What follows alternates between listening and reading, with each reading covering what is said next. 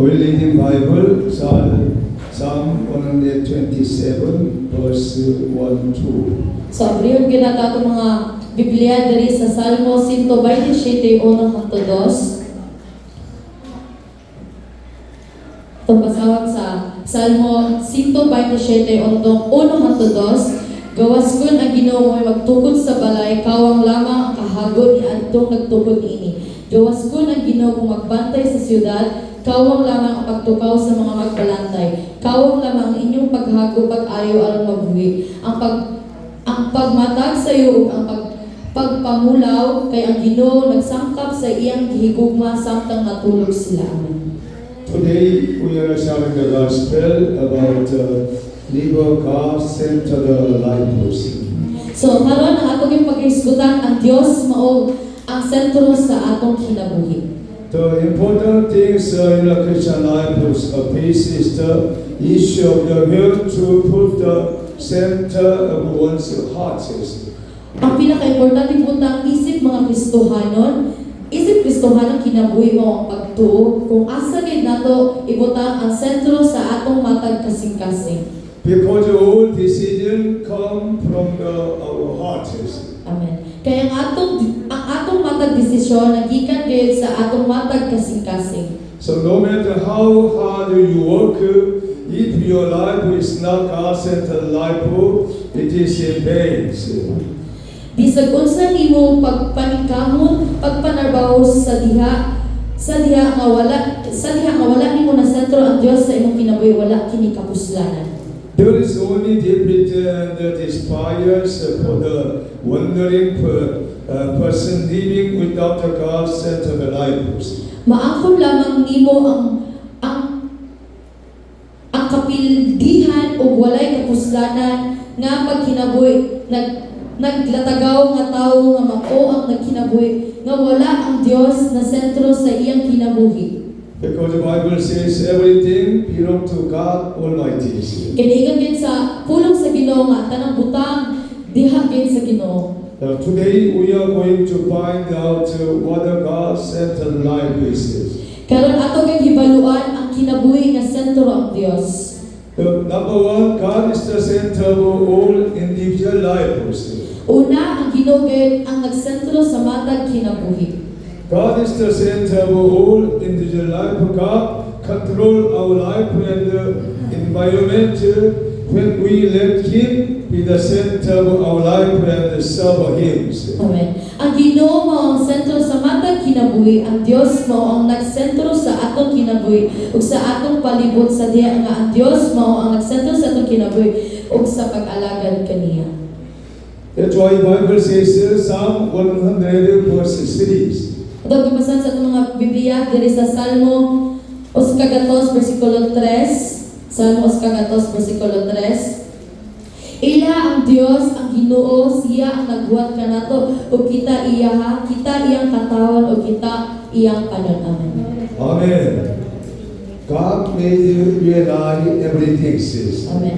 Ikaw ug ako ang Dios kay nagbuhat sa tanan. So we belong to God Almighty. So kitang tanan iya gayud sa Dios. So Adam lived the God-centered life. Si Adan iya gayud gibiyan ang iyang kinabuhing uban sa Dios. When he is turned to the humanism and abortism, he lost control and was under the control of the devil, sin, speculation, disease, and the cold and death came to him.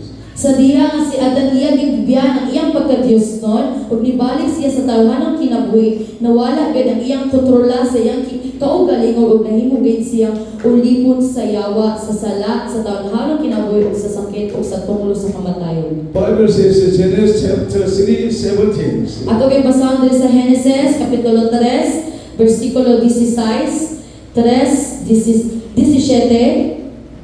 Unya mingon siya sa lalaki, tungod kay nagpadaling ka man sa imong asawa ug mikaon sa bunga sa kahoy nga gidili ko kanimo, mahimong tinunglo ang yuta o tungod sa imong gibuhat, maghago ka pag-ayo sa tibok mo kinabuhi, una pa kini muhatag sa igong abot alang kanimo. 23 to 24. Ato basahon diri sa 23, 24, diri sa Genesis Kapitulo 3, 23 hangtod 24, busa gihinginlan sa Ginoong Dios ang tawo gikan sa tanaman sa Eden o gipaugmad sa yuta nga iyang gigikanan, gipapahawas sa Dios ang tawo o gibutang niya ang silangan sa tanaman sa Eden o ang kirubin o sa espada nga nagilaap o nagtuyok-tuyok aron walay makaduol sa kahoy nga naghatag og kinabuhi. After Adam heard the voice of his wife, he was coming to sin and banished from the Eden of Garden of Eden.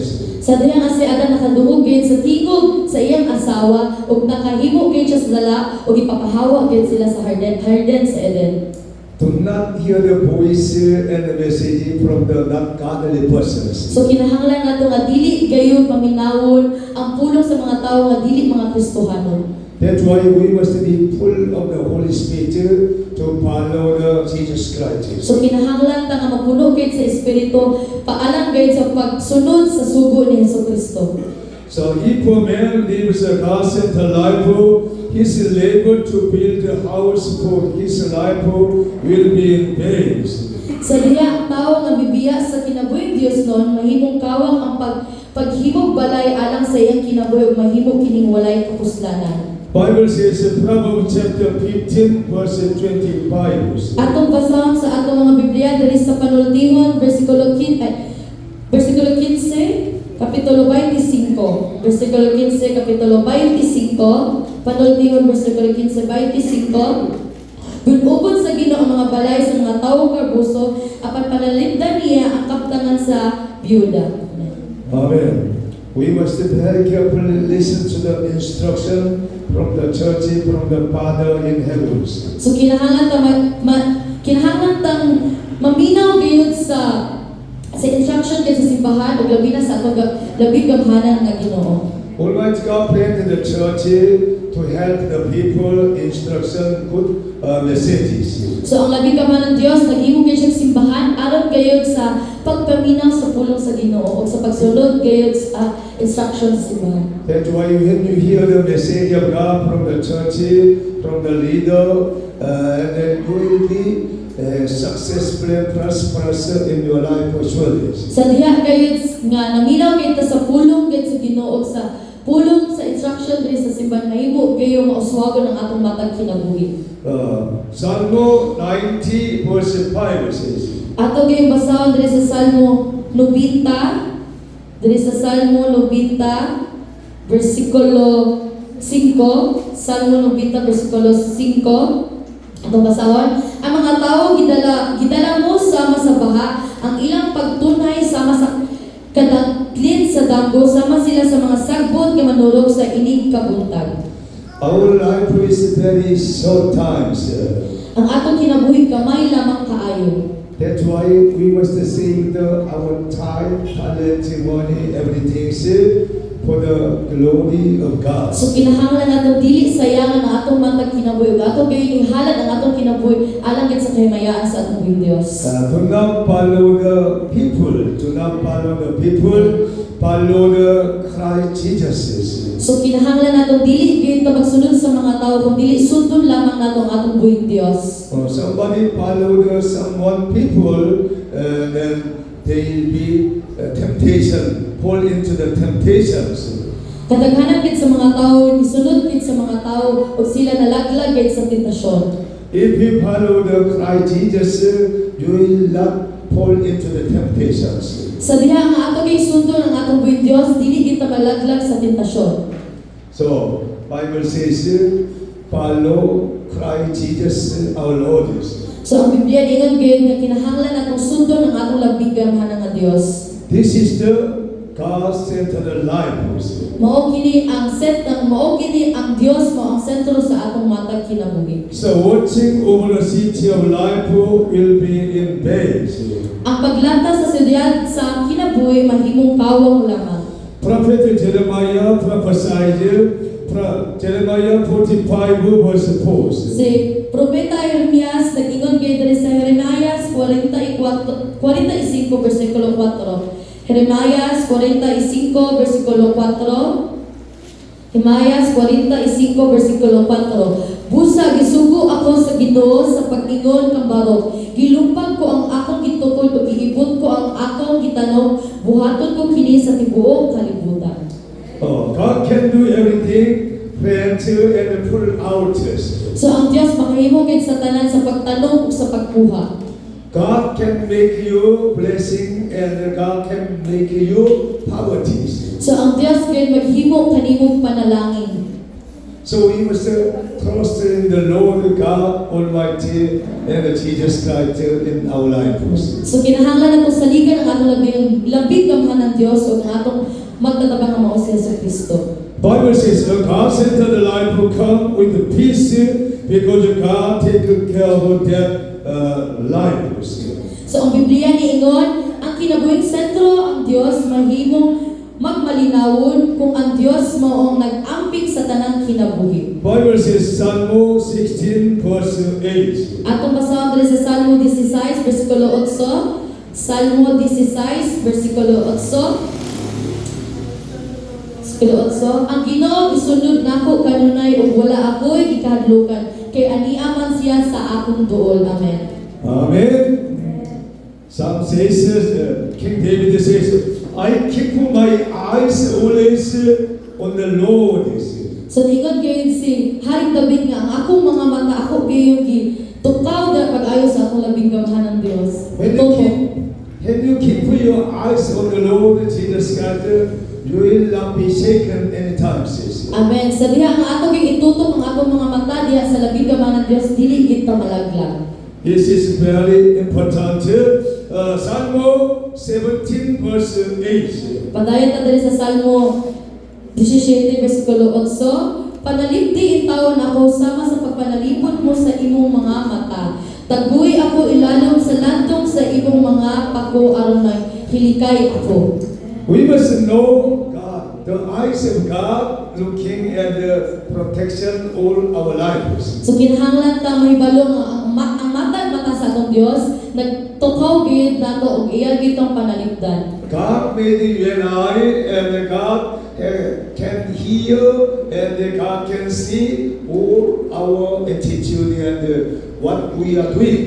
Ang Dios gyud ang nagbuhat kanato busa nakakita siya sa matag higayon sa atong kinabuhi ug makaduhog siya sa matag unsa ang atong gipang storya. Another Bible says Psalm 128 verse 1-2. Atong basahan diri sa Salmo 128 bersikulo 1 hangtod 2. Salmo 128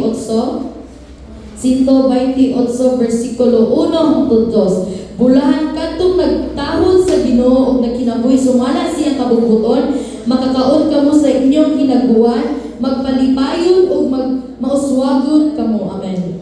Fear the Lord Almighty God and work in obedience His messages. So kinahanglan nga paminawon nato ang atong labing gamhanan Dios ug tahuron nato siya pag-ayo. And then you will be blessing and the prosperity in your lives. So mahimo gyud tang panalangin ug mauswagon ang atong kinabuhi. So we must very carefully starting reading their life what the Bible tells us. So kinahanglan gyud tun-an nato ang matag pulong nga unsa gyud pagsulti ni Ginoong Kristo sa atong matag kinabuhi. Second is that God is the center of histories. Ang ikaduha, ang Dios mao gyud ang sentro sa kaagi. God created the history of the humankind and controlling because He is the center. Ang Dios mao nagbuhat sa mga katawan o mga kaagi ug siya mao ang nagkontrolan niini. And once humankind is the center of history and control is. So ang mga tawhanong kinabuhi 1 Corinthians chapter 1 verse 25. So ato basahan diri sa unang Korinto 1:25. 1:25 ato basahan sa unang Korinto 1:25.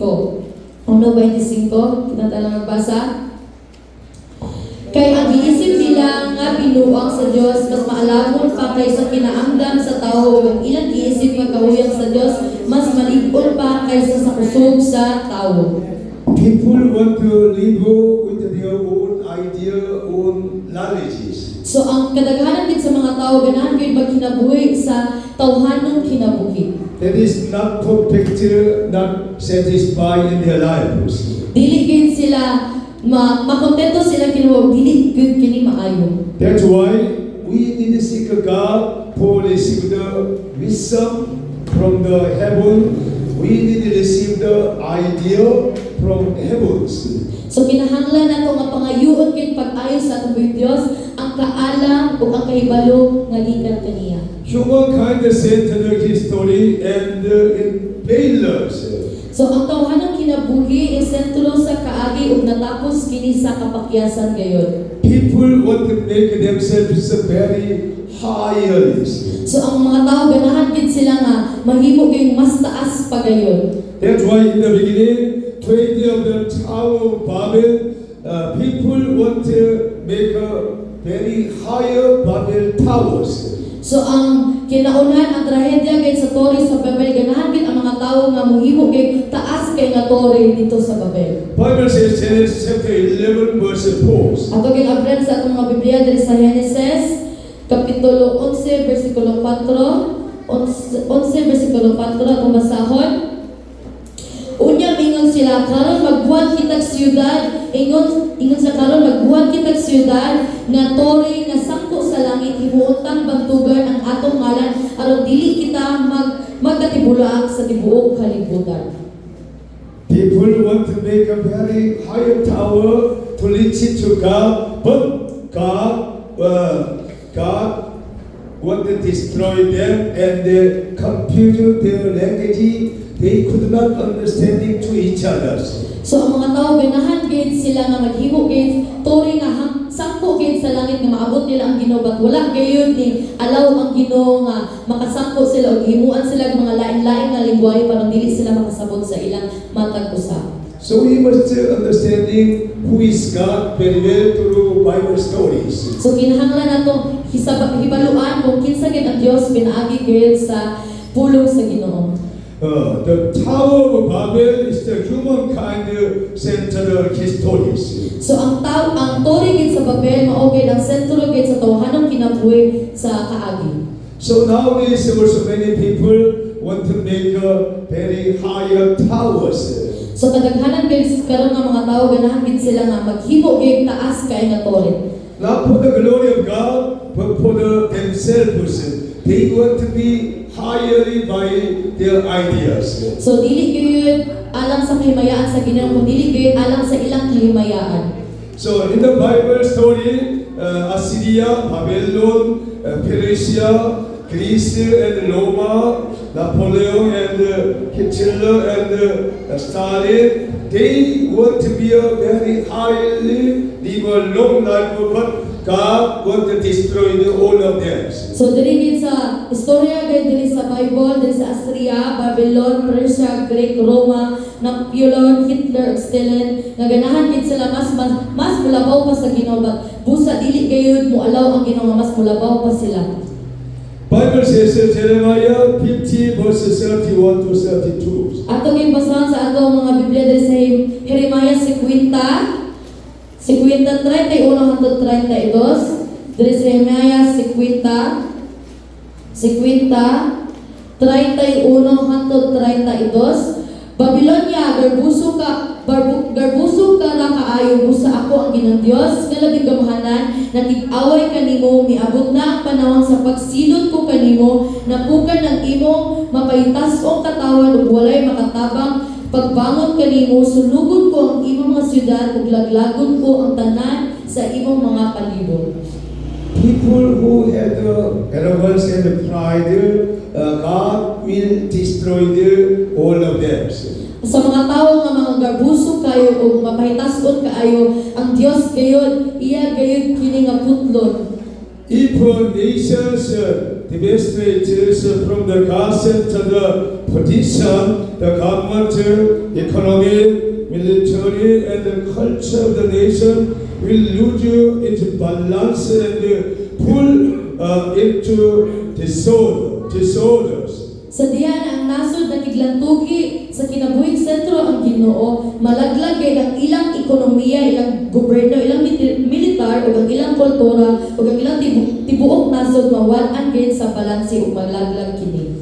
So, Bible today message mention about this one, Psalm 127 verse 1-2. So atong basahon diri sa Salmo 127 bersikulo 1 hangtod 2, Salmo bersikulo 27 127 hangtod 2. Gawas ko ng Ginoo ay magtukod sa balay, kawang lamang ang kahago ni atong nagtukod niini. Gawas ko ng Ginoo ay magbalantay sa syudad, kawang lamang ang pagtukaw sa mga magbalantay, kawang lamang ang inyong paghagog pag-ayon ang mabuhi, ang pagmatag sa iyo ug ang pagpamulaw kay ang Ginoo nagsangkap sa iyang higugma samtang natulog sila. This message for all of you and I, the Lord God gave us this message this morning. The nation or people who live with God will surely perish. Amen. Tusok kaning mensahe gikan kini sa labing gamahan ng Dios sa katulad ng mga tawo nga wala kay nagkinabuhi Kristo hanon malaglag gayon. Number 3, God is the center of the universes. So ang ikatulo, ang Dios gayon mao ang sentro sa universo o sa tibuok kalibutan. In the beginning, God created the heaven and the earth. So sa sinugdanan ang Dios nagbuhat og langit ug kalibutan. Which means God is the center of the universe and He can control everything. Ang Dios mao ang nagsentro sa tibuok kalibutan ug siya ang nagkontrola niini.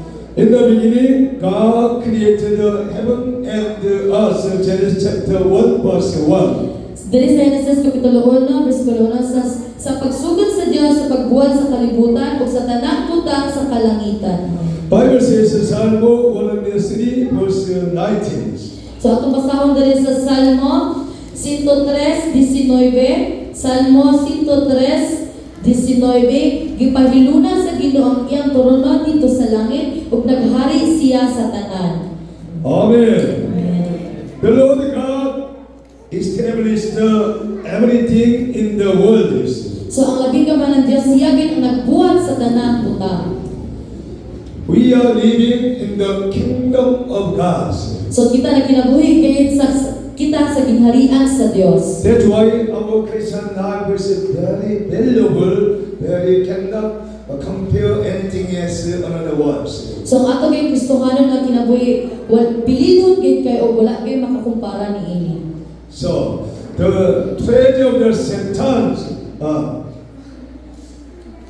the treasure of the Satan who attempt to shake the universes. Ang rason ni Satanas sa pagsulay sa pag-uyog sa kalibutan.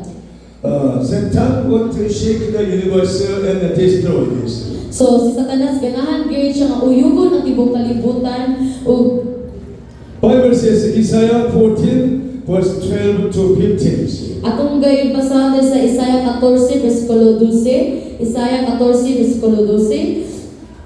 Unsang pagkahitabuha nga nahulog ka man gikan sa langit o hari sa Babylonia, ang iyang mahayag nga kabugason, unsang pagkahitabuha nga napukan ka man nga unta daghan mang nasod ang gibuntog nimo. The Lucifer was a good worship leader, but he was become like a God Almighty. So si Satanas gayud kanang worship leader daw kuno siya sa una, and ganahan siya nga mas mulabaw pa daw kuno sa labing gamahanan nga Dios. But Almighty God destroyed life with the very falls into the temptation and the deeps. Busa wala kay disugot ang labing gamahanan ng Dios nga mas mutaas, mas mulabaw pa siya og ihulog kay Satanas sa mas nalung kaayo. Some of the worshipper and the church members become like this pride and arrogance. So kadaghanan gayon sa mga leaders sa simbahan nahimo kay arrogante o nahimo kay puno sa garbo.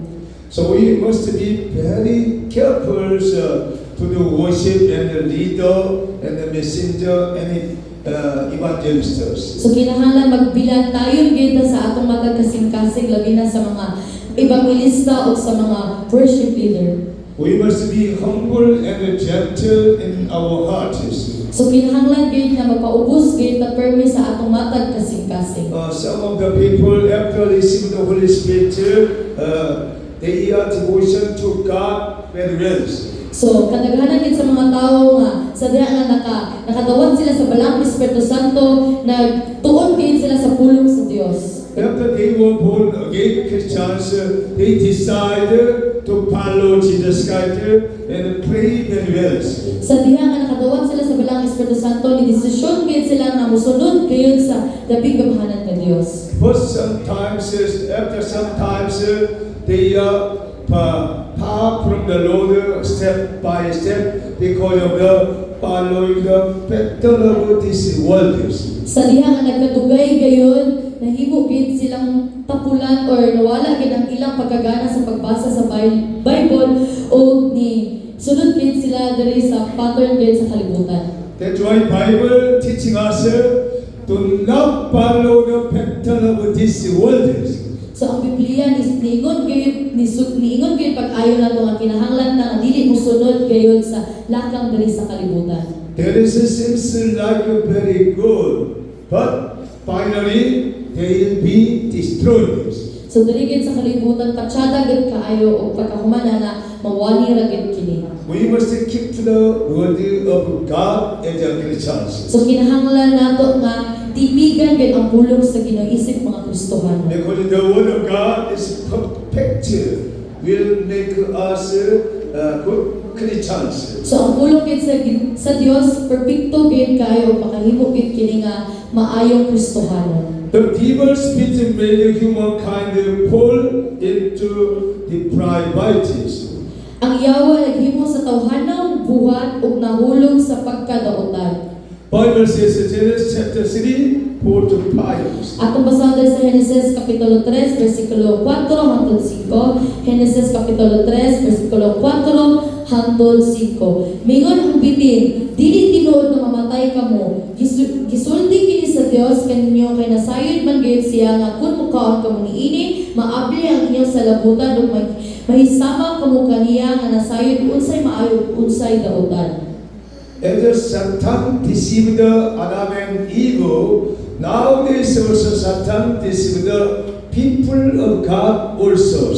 Sa diha nga si Satanas ug si Satanas iya gayon nga gitintan si Adan ug si Eva ug hangtod karon kitang mga Kristohanon gitintan usabtan ni Satanas. That's why we must keep our mind, our faith in the Lord through Holy Bibles. So kinahanglan natong ampingan pag-ayo ang atong pagtuo pinaagi gayud sa pulong sa Ginoo. And then they never fall into the temptation in their lives. Og dili na gayud kita mahulog gayud or malaglag gayud sa tentasyon sa atong kinabuhi. A long time ago, when I decided something, when I worked in the companies, Dugay na gayud panahon si pastor gayud nagtrabaho gayud sa usa ka kompanya. After I realized the Bibles, I decided to keep the Holy Sunday very well. Ni-decide gayud siya nga iya gayud i-keep gayud ang matag Domingo. Some of the company prayed to invite me, Pastor Lee, please help my workers. Naadto gayud nga dako-dako sa kompanya nga ni-invite niya nga Pastor Lee tabangi gayud ang akong kumpanya trabaho. I appoint you management in my workers. So gi-appoint gayud si pastor nga mahimo gayud nga dako-dako nga I told him, sir, yes, sir, I can help you, sir. So diingon gayud si pastor nga, oo, mutabang ako kanimo. But I am Christian. I cannot work every Sundays. Busa niingon siya nga, ako Kristohanon ug dili gid ako makatrabaho sa adlaw nga Domingo. If you allow every Sunday no duty, I can help you. Niingon gayud si pastor nga, ug ikaw gayud musugod gayud ka nga wala gid trabaho sa adlaw nga Domingo, musugod gayud ako mamutabang ko diha nimo.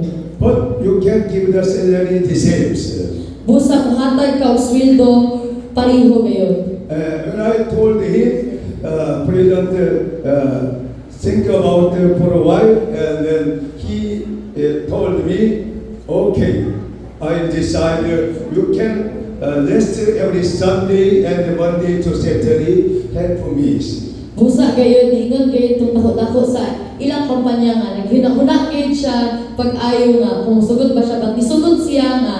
Mualaw gayon si pastor na mo. Tarbaho gayon mo pahuway gayon siya sa adlaw nga Domingo. Palayon gayon kini. When we decide to follow Jesus Christ, keeping the word of God, God will help you and anointing all of us more and more.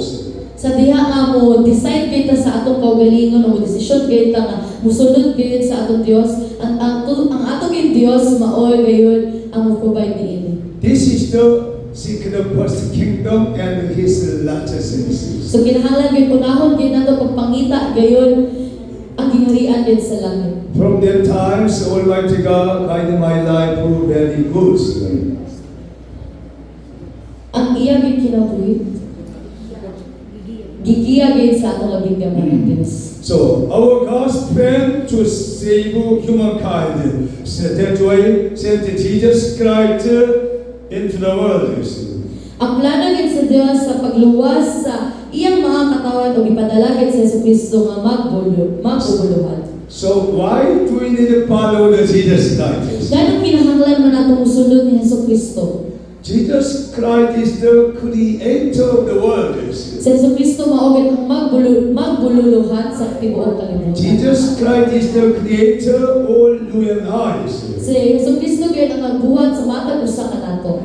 But Bible says in John chapter 1 verse 14. Atong basahan sa atong matag Biblia sa Juan kapitulo 1 bersikulo 14. Pag ang pulong na himong tao ug mipuyo uban kanamo ug puno sa grasya ug kamatuoran, nakita namo ang iyang himaya nga iyang natawag ingon nga bugtong anak sa amahan.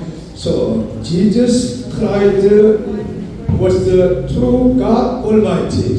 Ang ato gyud labing gamahal ng Dios mao gyud ang tinuod nga Ginoo.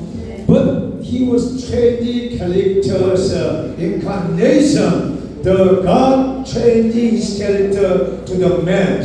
So ang atong labing gamahal ng Dios nahimo gyud siyang tawo aron gayon sa pagluwas kanato. Amen. In other words, Jesus Christ is the true God and the true man.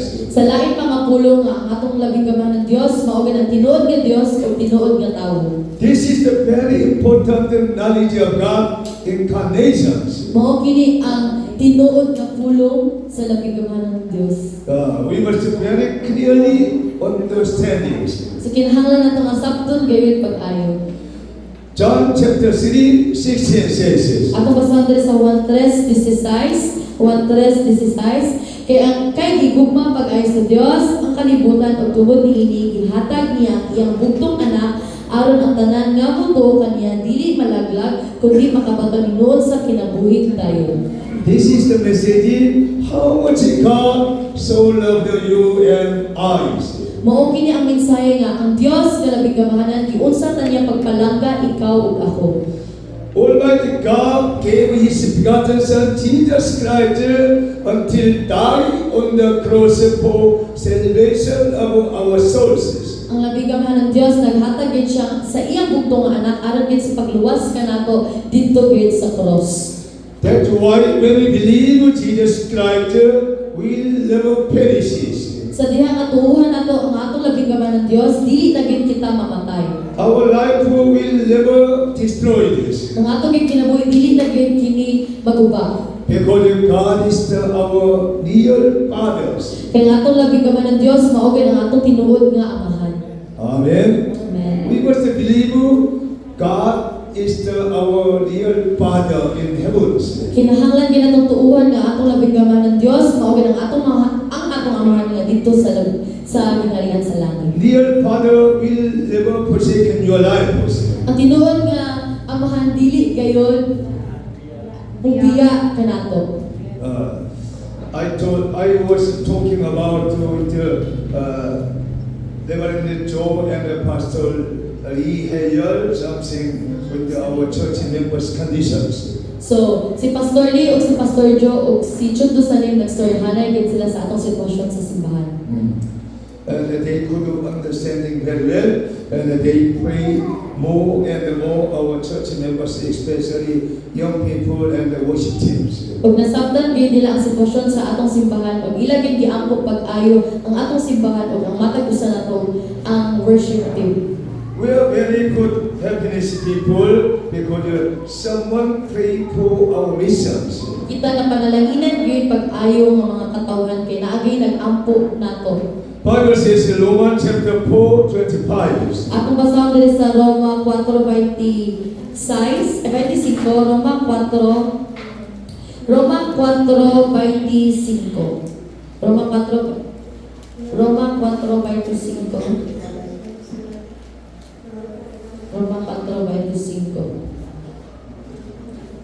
Gitugyan siya aron patyon lungod sa atong mga sala ug ibanaw aron himuon kitang matarong. Amen. Amen. This is the reason why Jesus died on the cross, why Jesus Christ the Lord again from the dead. So mao ni ang rason nganong namatay si Jesus dito sa cross ug ngano siyang nabanhaw. We must very clearly understand this. So kinahanglan nato nga hisabtan gayon. And Bible says Jesus will come back again surely. Ang kulang sa Ginoo ingon gayon nga si Jesus mobalik gayon pag-usab. 1 Thessalonians chapter 4:16 to 18. Diri sa unang Testalonika 4:16 hangtod 8. 4:16 hangtod 8. Unya mabati ang singgit sa pagmanto ang tingog sa arkanghel ingon man ang lanok sa trumpeta sa Dios ug mungkunsad ang Ginoo gikan sa langit nga maoy unang mabanag kadtong nangamatay nga nagtuo kang Kristo unya kita nga buhi pa ni atong adlaw bayawon uban kaniya dito sa mga panganon ang pagsugat sa Ginoo ug kita unya uban sa kanunay sa Ginoo busa pagkasigay kamo tungod niining paglaom. Amen. We must confirm to the Holy Bible what Jesus will be done and help to all of us. Kinahanglan natong iklaro gayon pinaagi gid sa pulong sa Dios kung giunsa gayud ta pagluwas sa atong Ginoo. And the Christians will be with the Lord Jesus Christ forever. So isip mga Kristohanon kita gayud maguban gayud sa atong dapit gamhanan Dios hangtod sa hangturan. The Lord Jesus Christ promised the new heaven and the new earth and the new Jerusalem.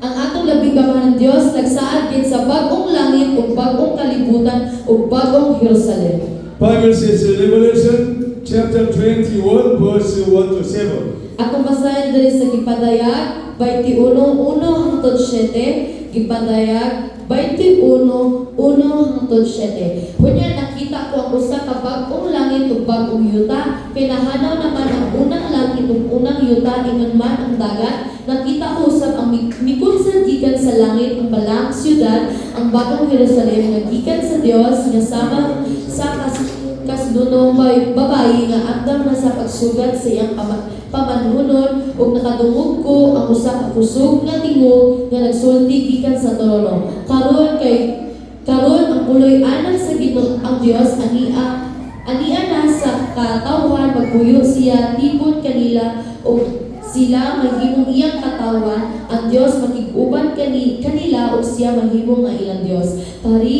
Pahiran niya ang ilang luha ug wala nay kamatayon o kasubo, maghilak o kasakit kay nahanaw man ang daang mga butang. Unya naglingkod sa trono miingon gibag-o ko na ang tanang butang busa isulat kini kay kining mga pulungan kasilagan ug matuod kayon. Mingon siya kanako natapos na ang tanan, ako ang Alpha ug ang Omega, ang sinugdanan ug ang katapusan. Ang giuhaw hatagan kog tubig nga walay bayad gikan sa tuburan sa tubig sa kinabuhi. Ang mudaog makadawat niini gikan kanako ako mahimong iyang Dios ug siya mahimong akong anak. Amen. Amen. God want to give us that like this new life.